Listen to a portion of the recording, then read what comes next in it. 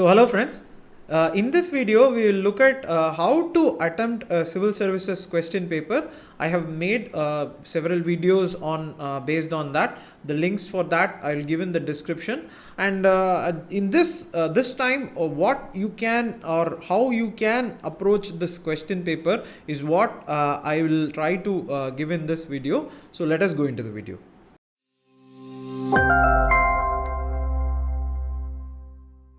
So how to approach this preliminary examination question paper? People have asked so many doubts, and I'll start addressing each of the points in a separate category of question. So the first I feel is that the first thing which you have to know before you enter the examination hall is time management.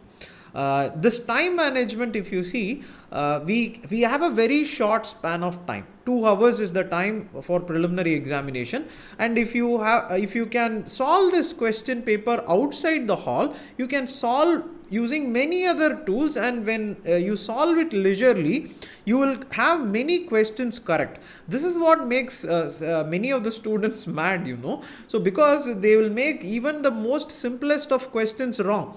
And if you see, the point of this examination is itself that they are not there to check whether you have 100% accuracy in a question paper.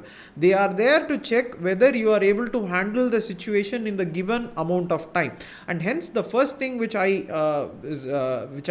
spoke about is the time management. You have to split that time.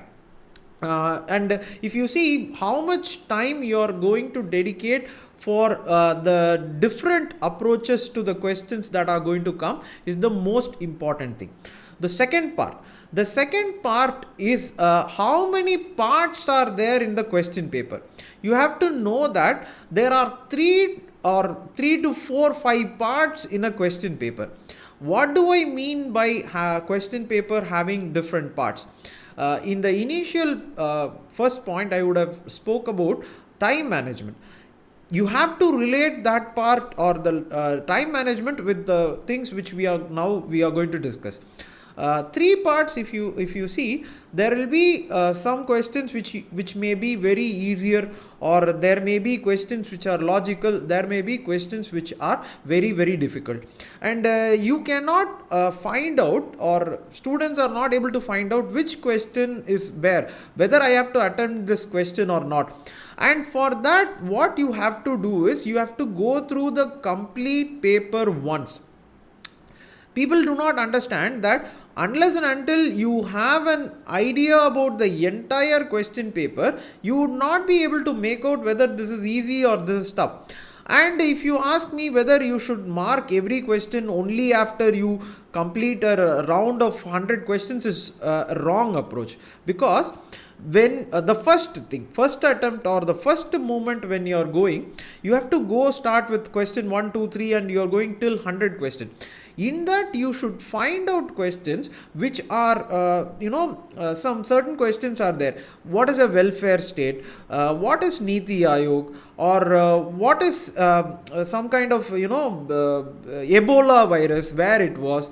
And these are some of the questions. Or which is the most water drawing crop?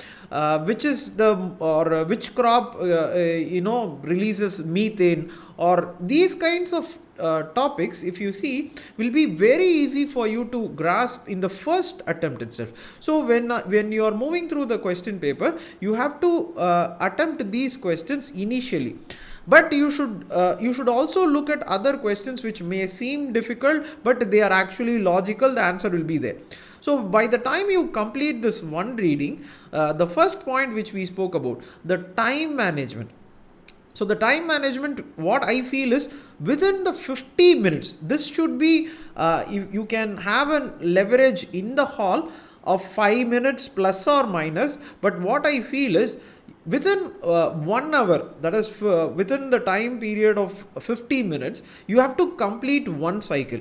There are many advantages of this thing is that because students fail to understand the fact is that if you go 1, 2, 3, 4, 5, 6, 7, 8, and the point is that these questions may be tough.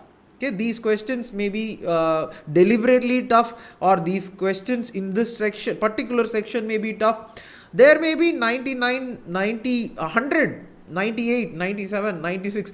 All these questions can be easier. This has happened several times.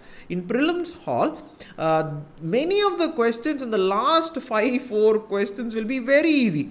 And if you think about, imagine a scenario where you are spending the entire 2 hours going sequentially in a linear fashion, you would miss out those questions. And that is why I say within the 55 minutes, this is the period in which you have to go through the question paper once completely.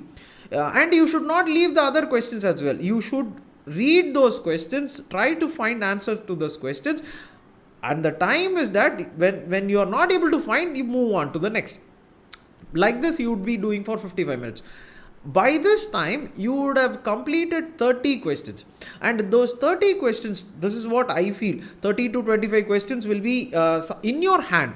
When you have 25 to 30 questions in your hand, you will have the strength of immense strength of writing this preliminary examination and going ahead. The second round is when you go to this tough questions or this logical questions, where you have to think about the things that you have read and logically conclude answers. This is what people say by guessing answers. Here you should not guess answers, rather you have to derive answers through logical way of analyzing those questions, and this is where you spend the rest of some 40 to 50 minutes. And if you see, it is coming nearly around 1 hour 1.45. So by finishing the first round, the second round, you have completed the question paper twice. Now there is no chance of you missing any easy question at all. This is what is the most important thing. And the third round will be the rest of the 15 questions, where we have to analyze which of the questions in the left out questions you should leave completely, which of the questions you should leave, and which of the tough questions you can take. And that is how you go through this time management. And the third most important point which I wanted to talk about is the mind management. The mind management by which what I am trying to say is that in this question paper, people assume that they have to completely know all the answers and know all the questions and know all the details of that answer. And what I or what everyone would have told you is that it is not possible at all. Anyone who would have read public administration or any of the options, you would know that decision making in human beings cannot happen with 100% objective data in your hand. That meaning is that when you are taking a decision, it is not possible that you have all the information necessary for solving that. And in civil services preliminary examination hall, this is the exact point that they are checking. How are you able to solve a question when you have partial information, not misinformation? This is the dangerous point. People usually have misinformation or wrong information about something, and they interpret a question in a wrong way. This is where you should be having a sense of information, correct information. And this is what is the difference between having to going to the hall thinking about elimination technique is not going to work. Rather, it is going to be how you are going to handle that question with the information you have. 3 options will be there.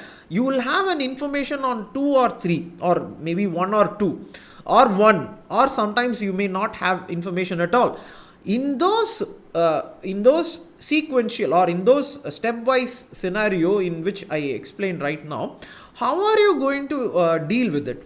Whether you are going to guess all those questions, whether you are going to have a logical conclusion and derivation of answer, whether you are going to play to the fears of the civil services examination, and that happens inside the hall. And mind you, the point is that people can say so many things outside the hall. This question is easy, that question is easy, I did this question, I did those many questions. I know for a fact that this will happen. But I know also for a fact that inside the hall what happened. Inside the hall, whatever we speak outside, whatever we questions are solved outside, inside the hall, many of the things go wrong. And in those time, in 2 hours, how do you manage that? That is the whole point of this examination. You need not worry about what happens outside and what are the things that they are saying outside. This question I can mark 80 questions, 90 questions. People can come up with so many numbers, but what happens inside and how you are going to qualify for that cutoff is what is the most important thing. So if any of the initial paper, when you are going through, initial questions are tough, what I see is that please go through the entire question paper. There is chance for everyone to clear this examination, and the answer lies in the question paper. It is there in the question paper. Just go through the entire question paper, and that is why you should have this whole perspective of this examination as to clear this examination, and not to have ego clashes or battles with anyone as to the number of questions somebody chooses. So this is what I wanted to make in this video. In the next video, I'll talk about many other things as to how to interpret the marks that you are scoring in mock test, or how to interpret the marks that you are scoring in prelims examination, the paper that you have, and how to approach all these things. We'll see one by one. You can also put in your doubts so that I can have an holistic video made based on the doubts which were or these are things which people asked. So I was able to make a suggestion as to how to approach. So if more doubts are there, I'll gladly make such videos, and keep preparing. All the best. Thank you.